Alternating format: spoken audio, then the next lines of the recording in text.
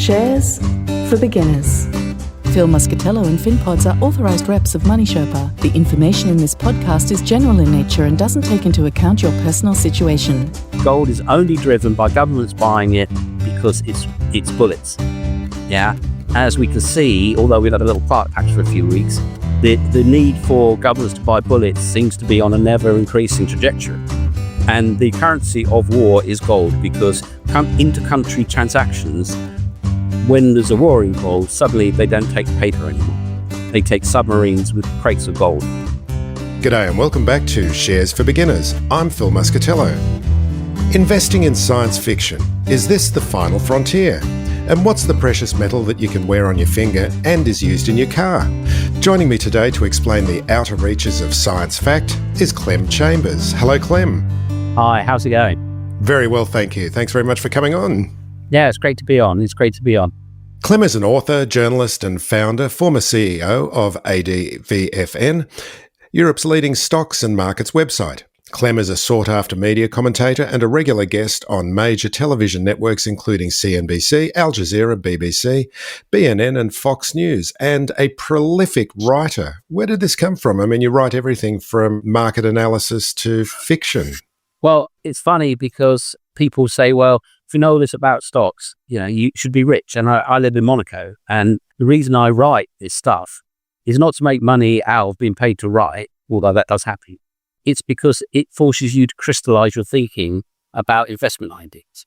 And a lot of people, they just take tips and they buy stuff. And if they make money, well, they don't really know why. And if they lose money, they blame the person that told them. But really to invest, you have to come up with ideas and theories, and then you have to test them. And of course, if you have to sit down and write 800 words on an idea, it forces you to actually nail it down and make it clear. Now, of course, you could write a big load of old puff that doesn't make any sense when a lot of people do that. But, that's kind of not what I'm about. I'm about writing something that anybody can understand and clarifying the situation so that people go, oh, that's what it is it? Oh, now I know. And they can say, well, actually, now you've told me how it all works. I don't want anything to do with it. Or now you've told me how it works. I want lots of that. And if you really don't know what you're doing, you certainly don't want to put your money behind it. And as I say to people that say, well, I was thinking about, say, platinum, as we're going to talk about later. Should I buy platinum? And I always say, if you have to ask, the answer is always no. And it might be a great pick. It might be a terrible pick. But if you have to ask, is it a great pick? The answer is no. Always no. You have to know. And if you don't know, you shouldn't do it. And, if you know, yeah, well, it's worth taking a risk and perhaps being wrong. But if you're in, oh, is it, isn't it? Oh, I need to ask somebody, is it, isn't it? Then the answer is always no.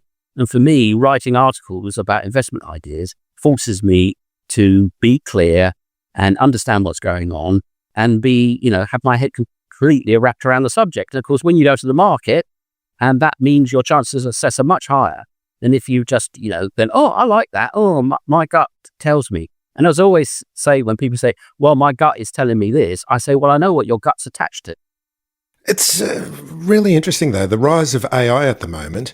People are going to be starting to use artificial intelligence to do their investment analysis. And I think the old box inside the head, we still really need that to really think about what we're doing. Are you concerned about that and the way people are going to be investing I think having commitment to what their ideas are? Being concerned about new technology is what people do a lot of, but actually, I do think that people should take most of it. And AI will not tell you what's a good stock pick and a bad stock pick, even if it was allowed to, because the markets are highly random, and getting it to work on random stuff, it can't work on random stuff. It can work on non-random stuff. And so it's brilliant because you can say, oh, ABC company, who's the CEO? What did he do 10 years ago? Where did he go to school? What's their major product lines? How much sales did they do? Is it going up? Is it going down? Is it going sideways? Oh, they do eggs. So what's the market for eggs like? What's the international demand for eggs? What are the expanding markets for eggs? And it will go bang, bang, bang, bang, bang, rather than you have to go looking on the Google web for, hours and hours. You can just cut to the facts that you want really, really quickly. And you can say, well, okay, then I like these eggs and I like this egg company. List all the 5 egg companies in Europe and list them, rank them by intelligence of the CEO or by their share price actions in the last 90 days. And it will give you facts absolutely quickly, and it will give you comparative facts, which are incredibly important and really difficult to find out there. So it's marvelous as a research tool because it will absolutely cut to the facts really, really quickly. It can read that, 10K or whatever is the equivalent in the country you're in, and give you all the key points. You can say, hey, AI, what's the change in status in this year end from the interim? What are the big moves? Which ones are great and which ones are terrible? Rate that out of 100 and so on and so forth. I like that company. List from the top 10 biggest companies in this sector from strong to weak. And then if you're a hedge fund, you can go long the strong one and weak the short one, short the weak one, and have a market neutral position and not have to hire somebody out of a business school at the age of 23 and pay them a lot of money to do it for you. Yeah, it's an interesting time, isn't it? But speaking of interesting times, what's your general overview of the market right at this point? And because these things move so quickly, I'll date stamp this. We're recording on the 23rd of July, 2025, or the 22nd, depending on where you are in the world. Yeah, just give us a quick overview of your view on the economy and the markets. We're in the new era, and we're in an era of increasing global stress. We're in an era of revolutionary technological developments, which is AI. We're in an era where there's a complete 180 in global governance strategy from trying to create some kind of energy poverty and to, ameliorate all sorts of environmental issues to running flat out, burning all the energy that they can possibly get their hands on so that each country can be dominant in AI. Or not dominated by another country that's dominant in AI. So the world has completely changed, and AI is going to completely is already turning it on its head, because AI is energy consumption, and there's no second place in AI. There's no limit to the demand, so there's no limit to the future demand of energy. So that changes everything. Because the old model was, yes, try not to use so much energy because you have to wreck the environment to do it. And you've got to ameliorate your current usage, get it all carbon net zero. And the best way to do that is to really cut back on it, sackcloth and ashes style. And, if we don't, we're all going to die. Now, it's like, oh my goodness, if we don't get all this AI going, we're going to be dominated by the country with the AI. And they're going to eat our breakfast, and we're going to turn into we're going to become subservient to the country with the AI because there's no second place, is there? If you've got somebody with 20% more intelligence than you, you're a Dumbo and they are going to rule you. So you can't let your country be dominated in AI. Well, what does that mean then? It means we have to burn a lot of energy to make more AI. Oh, and that means you have to keep upping the output and increasing the intelligence because they're going to do the same. So we're in a never-ending AI arms race. Well, that changes absolutely everything. And the other thing it changes is one of my obscure hobbies is treasure hunting. And I'll go out into a field, big empty field, and there'll be buttons and buckles and thimbles and coins all over that field. People say, what's it doing in an empty field? Well, people used to live there. A couple of 100 years ago, that was full of houses. 95% of the people worked on the land. And that's what they did, because that's how you got your food. If you didn't have 95% of the people working on the land, you'd starve. Well, along came artificial muscles, and their muscles were no longer needed.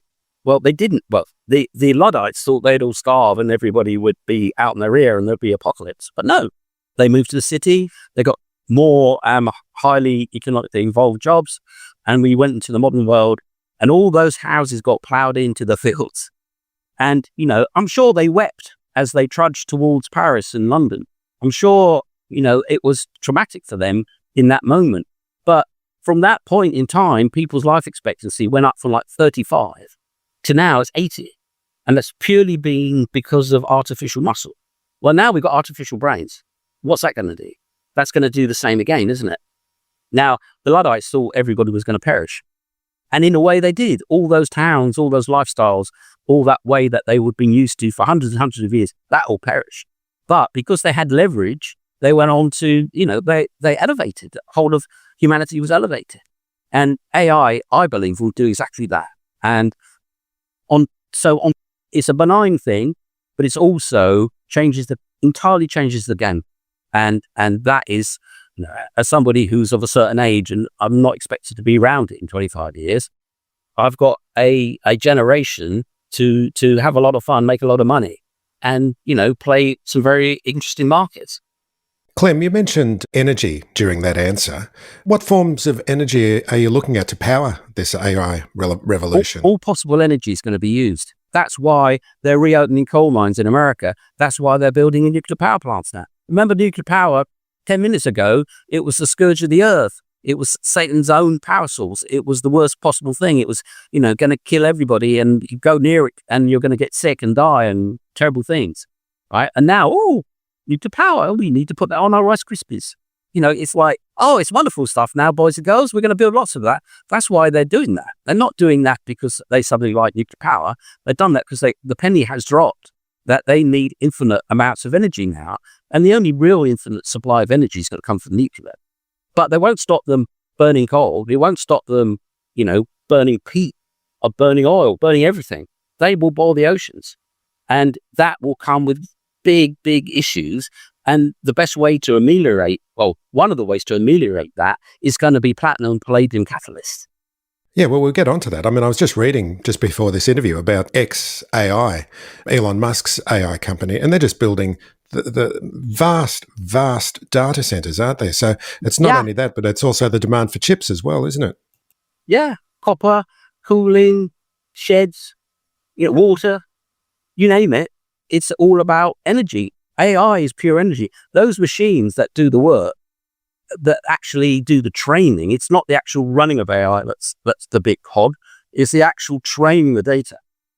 Those things are basically, they might as well be space eaters. They are basically electrical short circuits near enough. And they put, 500 watts into one little one, and they got millions of them. So a rack of, say, 100 kilowatts of those circuit boards, which is maybe a couple of hundred of them, that's 100 kilowatt heating element. It's vast amounts. It goes straight to heat. So it's electricity equals heat and AR. That's it. There's no other product. And it's mainly heat. I mean, actually, that somebody will come up with a really good use for all that heat and make a fortune, because actually that's the waste material is heat, which should actually be capturable and reusable and turned into all sorts of good things. I mean, if you were running a greenhouse that was growing orchids, you'd want to be next to one of those plants because you could get all your heat for free. And then probably ask you to take it away from them, probably pay you to take it away. Yeah, so, there's all sorts of things that come off from this massive energy and need. And it's also going to require huge infrastructure that's going to generate huge amounts of energy, and there will be large quantities of surplus energy, and that will feed back into the economy, and that will feed into all sorts of good stuff. So, it all could go horribly wrong, of course, but what the world we know now is going to be significantly upshifted by all this AI. And anybody that's used AI to any great extent will see, oh, look at that. I mean, I write fast when I write my articles, but AI writes 5 times faster. So, it levels me up 500% if I was to use it. You can even write material in my voice. I've written so much stuff, I'm in there. It's captured me. I'm already immortal in ChatGPT's model. You can say, talk nonsense like Clem Chambers, here's Starling, it'll do just that. Super is one of the most important investments you'll ever make. But how do you know if you're in the best fund for your situation? Head to lifesherpa.com.au to find out more. Life Sherpa, Australia's most affordable online financial advice. It's interesting, and it's an analogy which sort of arises out of it. You talked about the agricultural workers at the dawn of the Industrial Revolution trudging off into the big cities. How do you think the nature of work now that the workers of the 21st century are trudging off into the world of AI? How do you think work is going to change? Well, first of all, people don't really calculate just how quickly people leave university and then retire. Yeah. So if you imagine that you leave university these days at, say, 25, because maybe some people go to do doctorates, etc., and then they're hoping to quit at 55, that's 30 years. Well, 3 years, that's 10% of the workforce retiring. And you saw that with COVID, it was 2 or so years of everything stopped, and there was 2 years of training of various professions that wasn't done, and therefore was a big hole in the actual throughput of jobs. So actually, a generation will go through work into retirement pretty quick. And when you think that Windows 95 was 30 years ago, well, that's a whole generation of workers leaving university and getting to retirement. So actually, our economy can absorb a changeover quite quickly. So, by the time people who are just about to enter university or entering university, by the time they leave, AI will have made such an impact that it'll be every day. And the thing is that people think, well, I used to do a job in this 8 hours and this damn machine will do it in an hour. And therefore they're going to get rid of, 7 out of 10 of me and replace me and another 7 others with one guff. But actually what happens is you make 8 times as much. Yeah. Or you make some way more complicated, or you make something in a way more elaborate manner, or you go from horrible plates to porcelain. And the appetite under the capitalist system for more and more clever stuff is really what capitalism's all about. So there'd be a demand for the elaborate output of this, elevated economy. There will be no shortage of demand for it. The fact that everybody will have a Louis Vuitton bag and it'll be Ties, there'll still be a super Louis Vuitton bag at ridiculous amounts of money for no apparent reason, and people will still be clamoring for it. It will just be an upshift. So we've segued nicely into sci-fi stocks here because science fiction is bleeding into science fact at the moment. Which sort of companies are you looking at that may benefit from some of these dynamics that are playing out at the moment? Well, first of all, what spurred me to write that little article in Seeking Alpha was that while I was looking elsewhere, while I was trembling under my desk because of the wild man of Washington, there'd been a stock market explosion in quantum computing, which I have, and I'm not the greatest fan of quantum computing. I think it has mathematical difficulties, but anyway, that didn't matter. Out came Google and said, we're Google, we've got qubits coming out of our ears, yay, yay, yay. Everyone, oh my God, it's going to be like AI. We didn't believe in it, and then suddenly, boom, there it was. And up everything went. I completely missed it. And I bumped into this quantum stock and it's gone through the roof. And I went, oh, duh, I missed it. I mean, you couldn't catch the AI wave really because it was all in the private sector. But there's quite a lot of quantum companies out there. And I said, I'm not going to miss the next one. Having said that, I did miss the next one immediately because I'm actually these days working in environmental chemistry on rare earth minerals. And all the rare earth minerals companies exploded about 5 weeks ago. And there's me in that business. And it's like cobbler's shoes, right? I haven't got a decent pair of shoes. I missed all the people that are in the very thing that I'm most excited about. I was too busy with my one to go and pick up rare earth stocks. But anyway, there you go. But there's a whole load of things coming down the line. And maybe they'll happen, maybe they won't happen. And you've got to stake them out. And you've got to watch just in case somebody comes up with it. And, the classic one is I get it the wrong way around. Fusion, not fission. Fission is what we've got. Fusion is what we want. And, they've been working on that for ever and ever. When I was a kid, they were going to do it. And I went, oh, goody. Oh, yes, it's coming. And here I am, an old man. It still hasn't come. But, all it takes is some guy to go, actually, if I do this with that, oh, it worked. And then bang, up would all the fusion companies would go. So you've got to think of all the things that they say is coming that isn't arrived yet. And obviously one of those things is, there's a whole load. You can just pick your favorite out if only they had. There's the fountain of youth that they're still looking for. One day they may find, something that reprograms your DNA so you don't snuff it a few years older than me. And so you're living to 230 years old or something.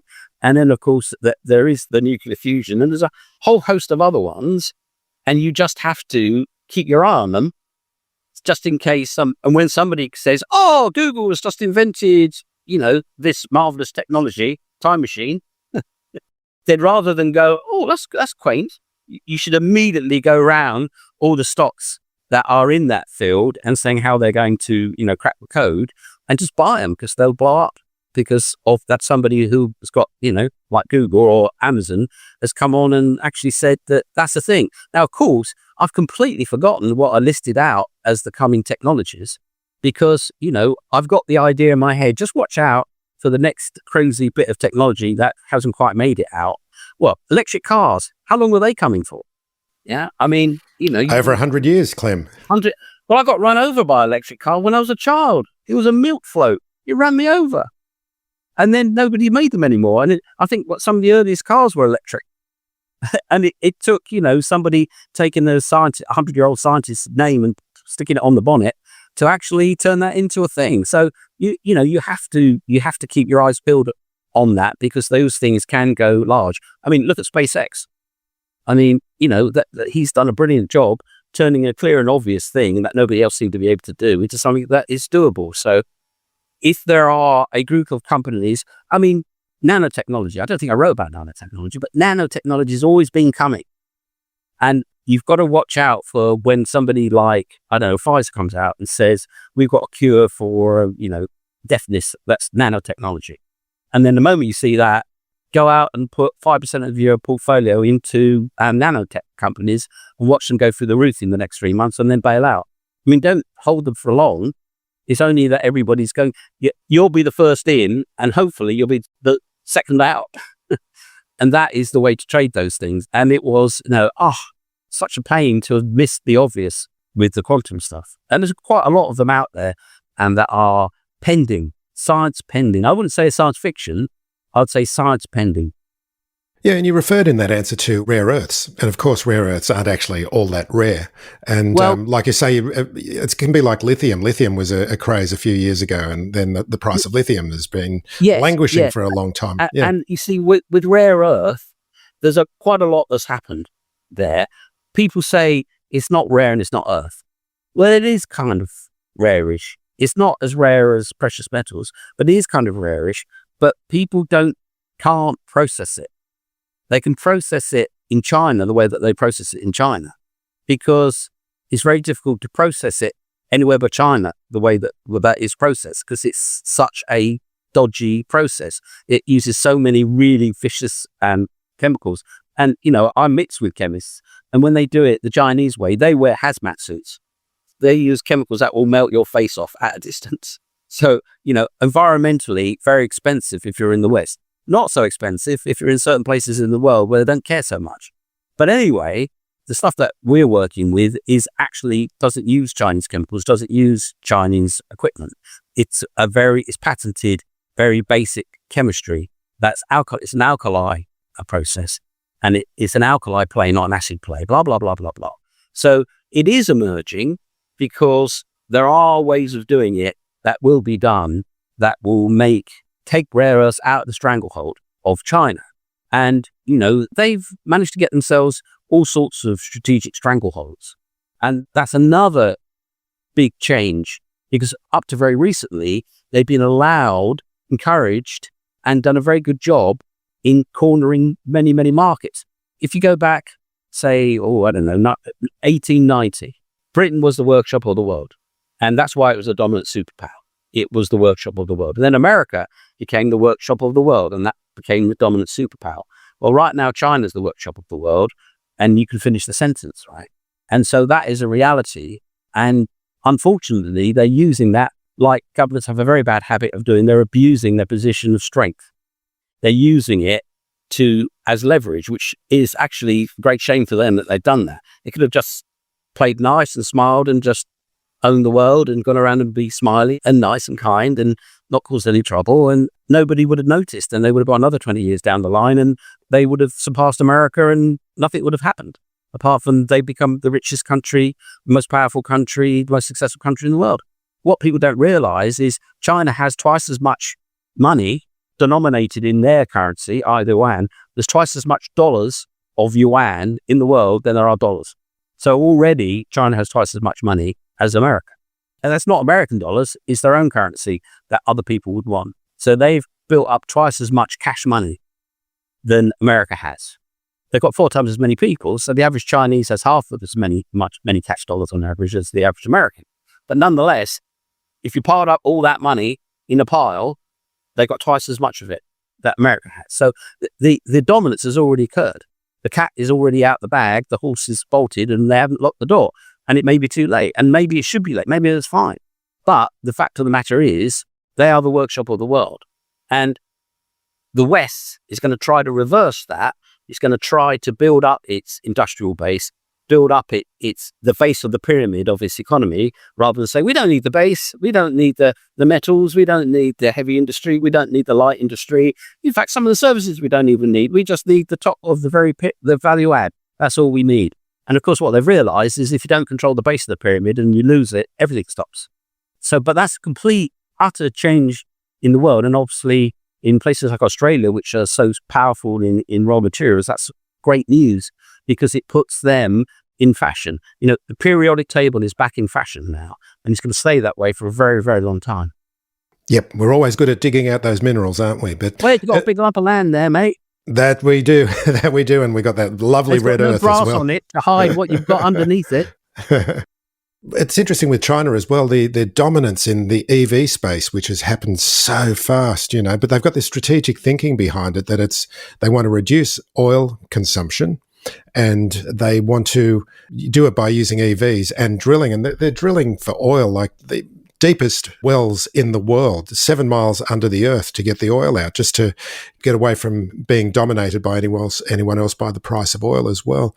And the number I think the US has got 200 and something thousand charging stations and 14 million in China. The dominance is unbelievable. Well, you see, the thing about industry and business and lots of things in America and in the West is that they throw barriers in front of you all the day long. They will tie you up in red tape faster than you say knife, just like the old communists used to do. If you when I started out in business, maybe 1 day a month would be paperwork. Now it's 2 days a week for the top management in paperwork. Yeah. And everything has got rules and everything you've got to be careful of. And if you don't do it right, you get slapping. And if you don't do it right, you've got to have an attitude of criminal, basically, because it's clear what they tell you you've got to do. And whether it's a good idea or not, you've got to do it. And of course, if you're sucking out, not only from a tax-based point of view, but you're sucking out the actual tension and energy of your industrial base with all this stupid rules and all these overheads. And the tax load in China is really low. I can't remember what of GDP it is, like 17% of GDP. In Sweden, it's 50%. Yeah, which is 50% of GDP means the government spends 50% of GDP, which means there is no GDP in the private sector. It's all gets sucked out through taxation. Well, if the private sector doesn't get to keep any of its gains, it can't reinvest, can it? So there are absolutely systemic reasons why things are so glued down in the so-called developed world. And why, if you have a government who's really, really keen for you to go for it, and you're going to get really fast progress. And, we need a car industry. Yeah. How about some subsidies? Go off and do that. Yeah, no, rules. Now, just do it. Just do it. Don't get in the headlines and don't be too stupid. Just go on with it. You want a plant? There it is. You want to build a factory? Go on. There's some land. If you had a great idea, you want to build a bit of anything in the UK, anything at all, you'd be lucky if you could do it 3 years. Even if you've got the money, even if you've got the backing, even if you've got a bevy of politicians behind you, 3 years, you would still be lucky. It's insane, isn't it? Anyway, we better get off market economics because it's what we got to deal with anyway, isn't it? It's there it is. Yeah. And of course, inefficient markets, give up opportunities as well. So it's a double-headed coin, and one of those sides is in your favor. And the other thing is, if you make money out of inefficiencies, you will actually work to get rid of them because no inefficiencies can't last, because if the money flows, it will flow away from that, and you will draw money out of the inefficiency, and it ultimately collapses under its own weight. So when you're in the markets and you're making money out of them by exploiting weaknesses in the economics, you are actually part of the cure. Ditch the spreadsheets. ShareSite is Investopedia's top tracker for DIY investors. Invest smarter, not harder. Grab 4 months free on an annual premium plan at sharesight.com/shares for beginners.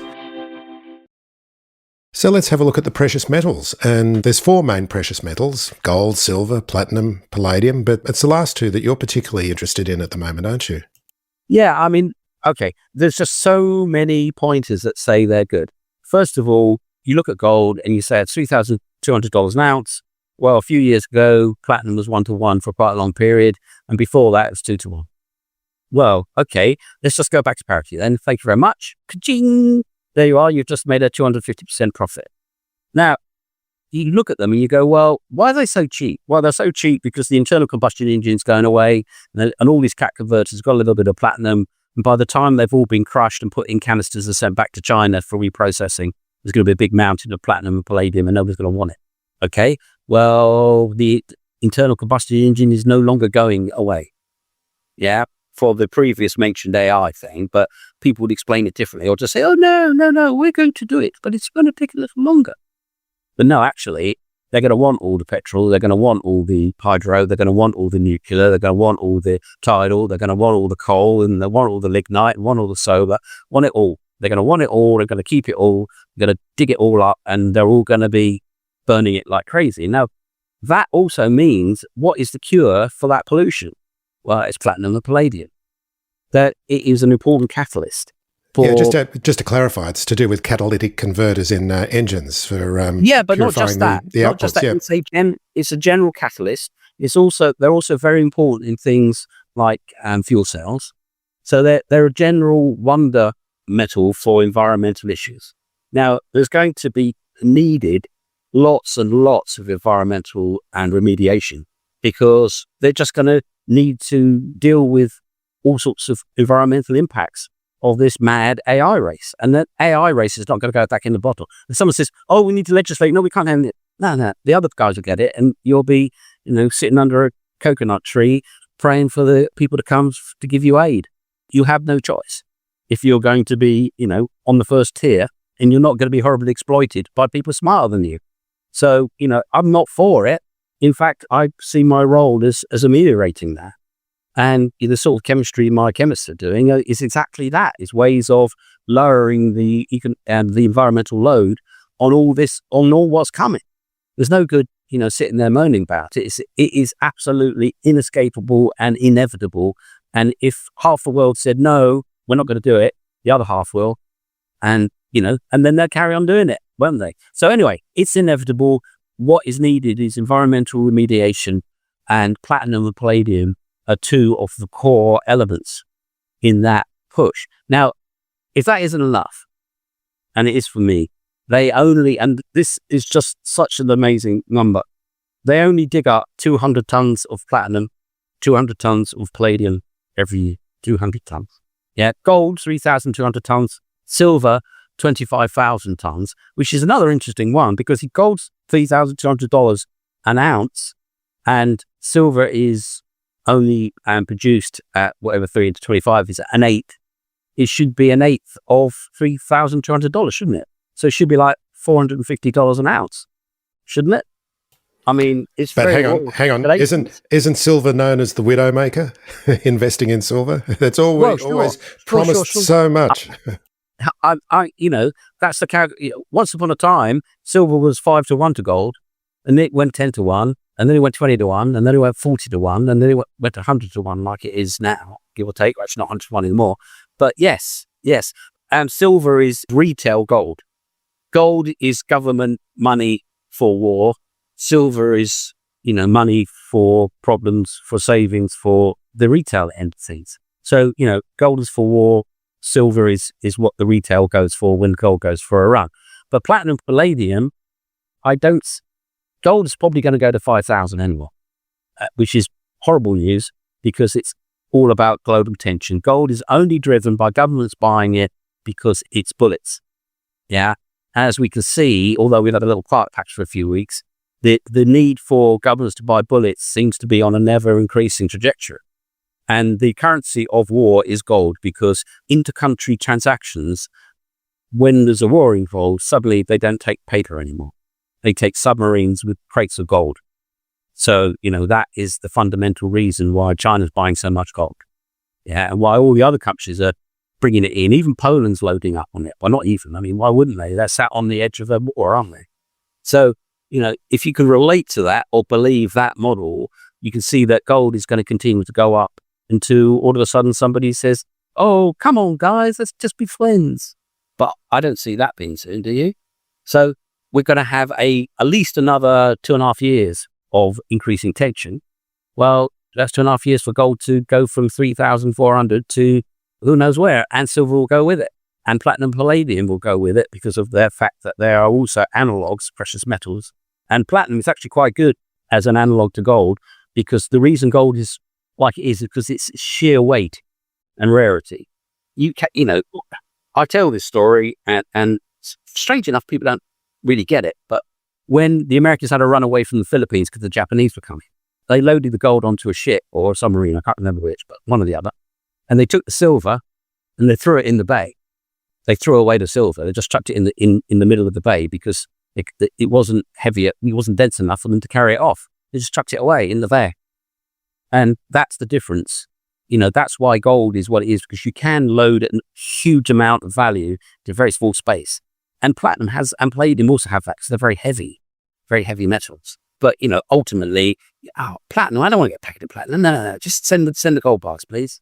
So gold is that thing. But platinum and palladium will go, I believe, 1-to-1 with gold. Well, it's like a very leveraged play on gold.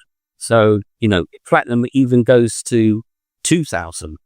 It will have gone up a lot, but I can see it going 1-to-1. And remember, 20 years ago, it's 2-to-1.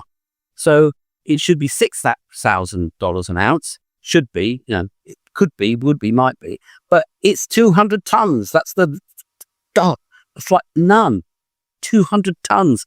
And it's not like rare earth kind of around the place. They've got some in Russia. Well, that's a bit tricky if you want any. They've got some in South Africa and they've got some in America. They're the three major points of production.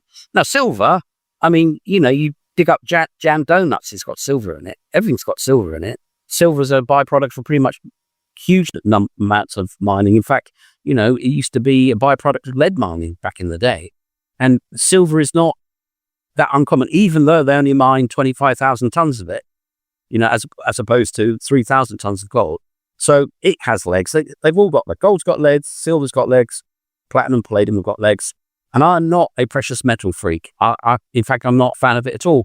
I've been brought up ever since a little kid with people raving on about, gold's amazing gold. And, Apple's amazing. It was $1 and now it's, $12,000 unchanged. Nvidia, now there's a thing to hold for a generation, not the gold, but nonetheless, I like assets that are going to go up. And in my mind, it's a clear and simple and brainless call to, once you understand gold is for war, that is going to appreciate, not only go up in value numerically, but appreciate in real terms. So, that's what makes it totally compelling to me. 200 tons a year. And I look it up every 3 weeks to make sure it doesn't, 25,000 tons, no, 200, not even 1,000, 200 tons of each a year. And in the age of chemistry, which is where we're entering into. What about the role of precious metals and Bitcoin in inflation? Do you think we've got still a problem with inflation and should we be hedging against it? Well, yes and no. Yes, we're going to have it. Yes, it's going to be elevated. Yes, it's a pain.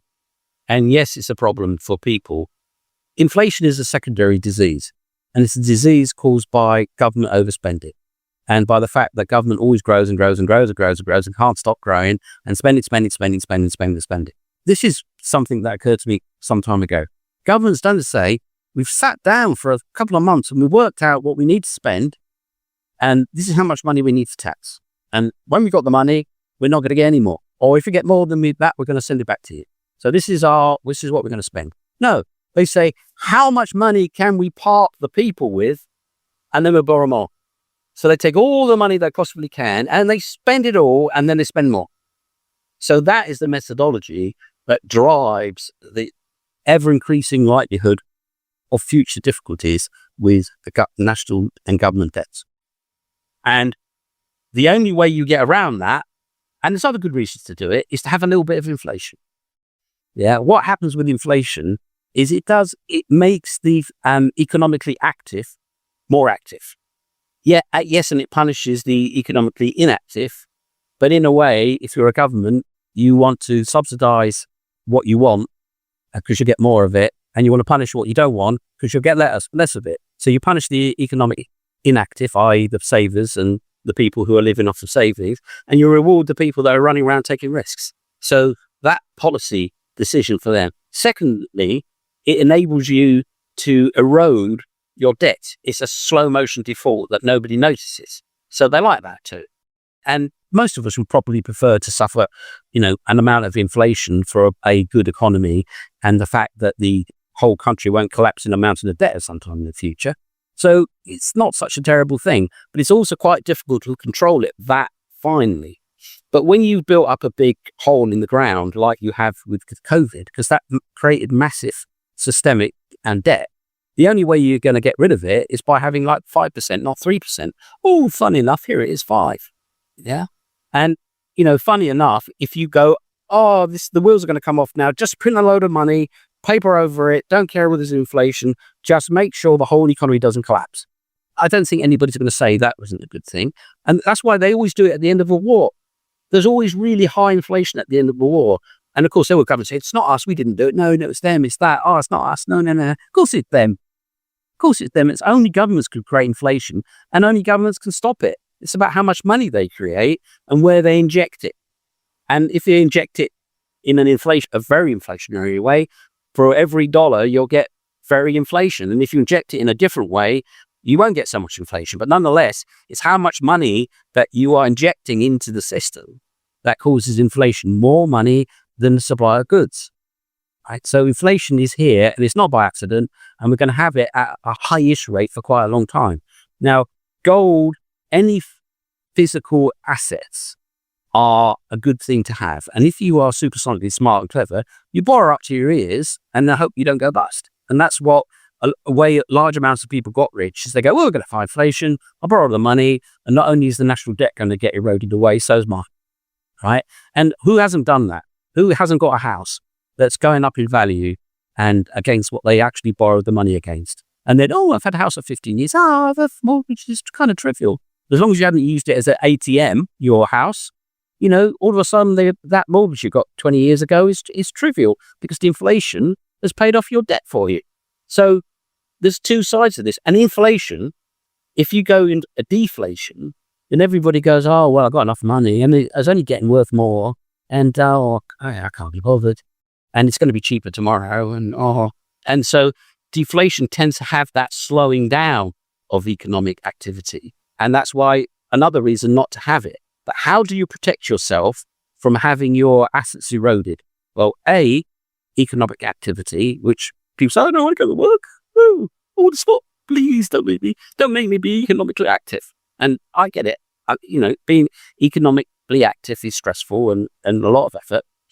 And to get it into productive assets, if you can find them, productive assets are always a good way. Gold, of course, isn't a productive asset, but it will not immediately, but over a long enough period, it will keep up with value and also with its intrinsic use case being for global tension, it will increase in value. So it's a good place to be.